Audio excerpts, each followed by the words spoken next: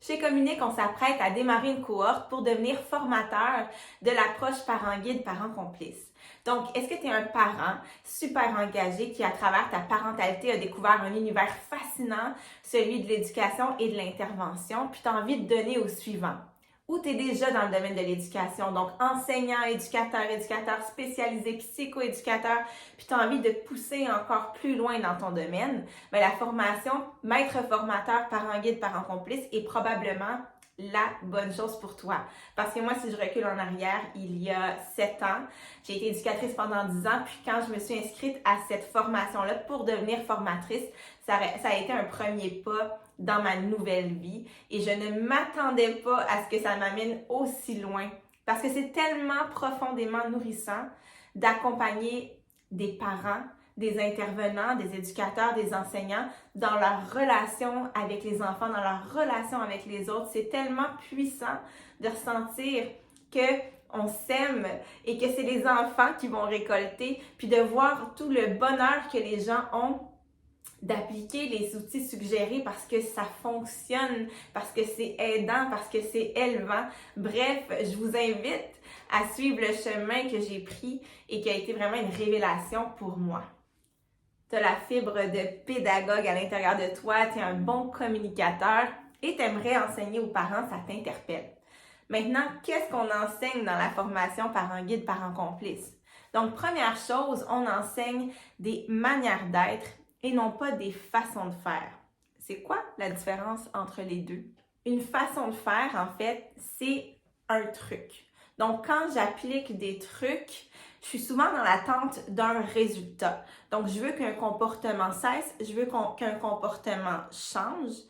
Et là, je vais mettre des choses en place. Par exemple, si mon enfant a tendance à pleurer quand je vais le reconduire à l'école le matin puis il a de la difficulté à se séparer de moi, bien, appliquer un truc serait de dire à l'enfant, écoute, à chaque matin, quand je vais aller te porter à l'école, si tu réussis à y aller sans pleurer, sans faire de crise, je vais te donner un petit pompon.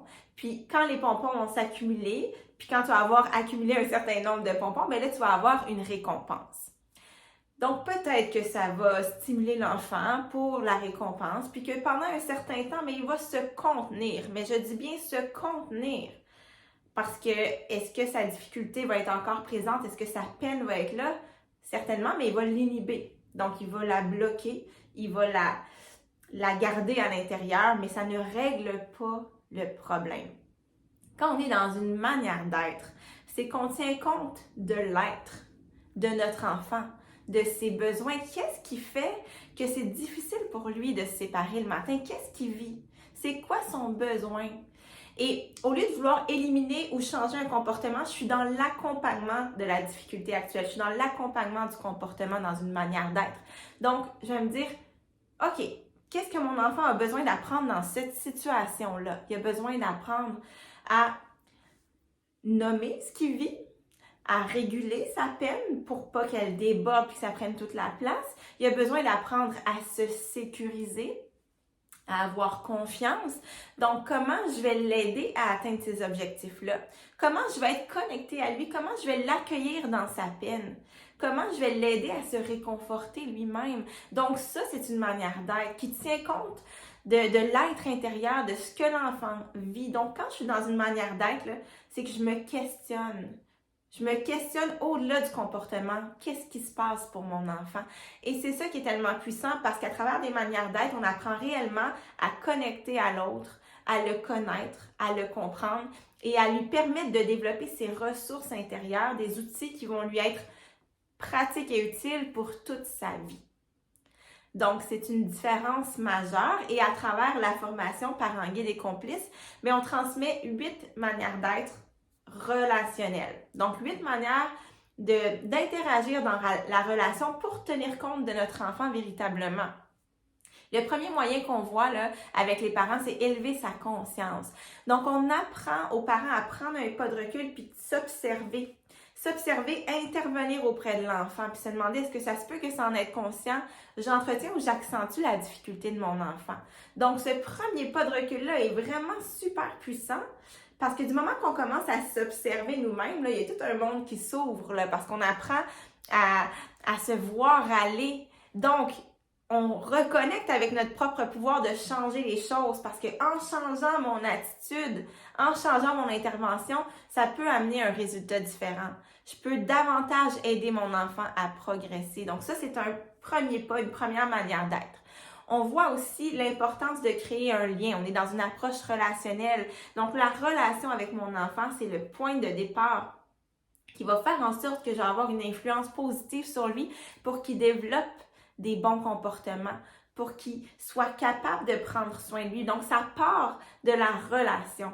Donc, on transmet aux parents des manières d'entrer en relation, de se rapprocher de son enfant pour avoir le plus d'influence possible pour l'aider à développer des bons comportements puis à s'épanouir. On voit aussi le lâcher prise. Donc souvent, comme parents, on va être réactif, on va avoir tendance à dramatiser. Donc, dans cette manière d'être qui est le lâcher prise, on apprend à relativiser les choses, à changer de perspective, à regarder notre enfant sous un nouvel angle. Au lieu de le voir comme étant dérangeant, mal intentionné, méchant, on apprend à le voir comme étant souffrant, à le voir comme étant dans un appel à l'amour. Donc, comment je peux l'aider, comment je peux l'accompagner. Et plus je vais être en maîtrise de mes émotions, plus je vais être solide intérieurement et moins je vais le prendre personnel, bien plus je vais être apte à bien accompagner mon enfant et pas rajouter du stress à travers la situation qui est dérangeante actuellement.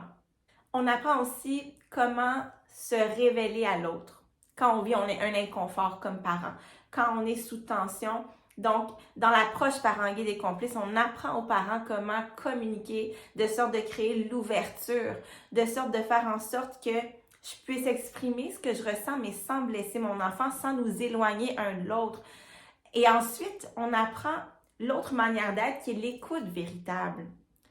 Comment accueillir pleinement mon enfant dans ce qu'il vit de sorte à ce qu'il se sente validé, compris et qu'il puisse s'apaiser pour trouver ses propres solutions. Donc, il n'y a rien qui désamorce plus des émotions puis négatives puis des tensions que l'écoute véritable, que l'accueil de l'autre. Et ça nous permet, comme parents aussi, d'apprendre à découvrir qui est notre enfant, qu'est-ce qu'il vit, comment il se sent intérieurement. Ensuite, une autre manière d'être, c'est se responsabiliser nos enfants.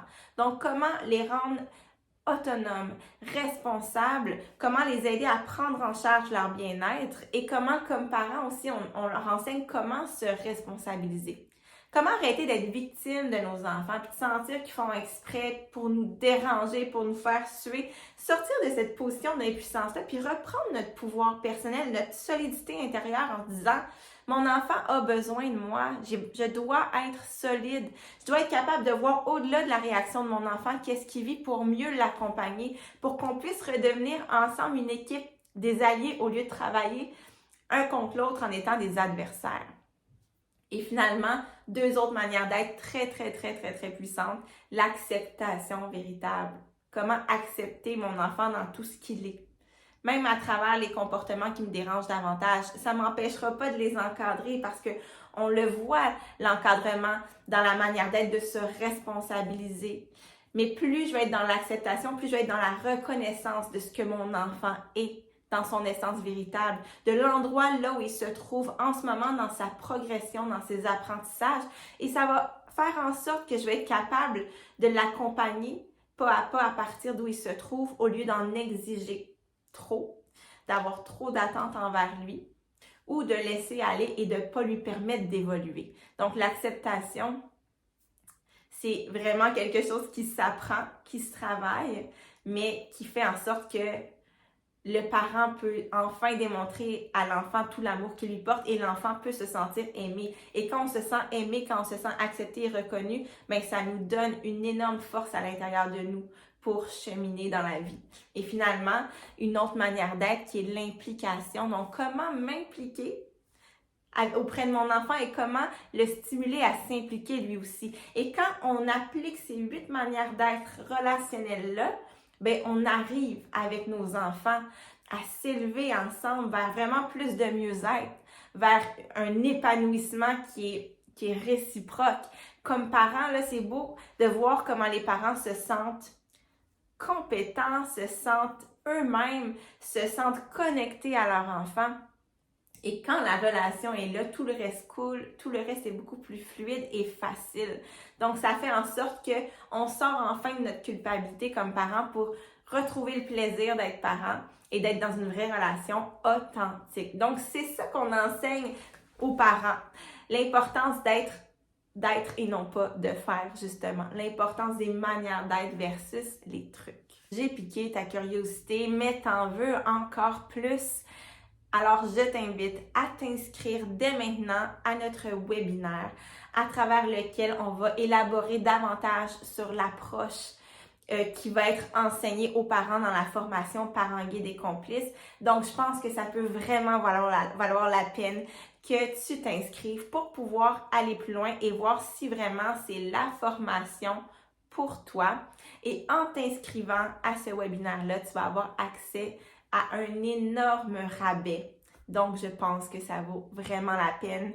À la limite, juste d'aller jeter un petit œil puis de voir est-ce que vraiment c'est la formation qui est faite pour moi.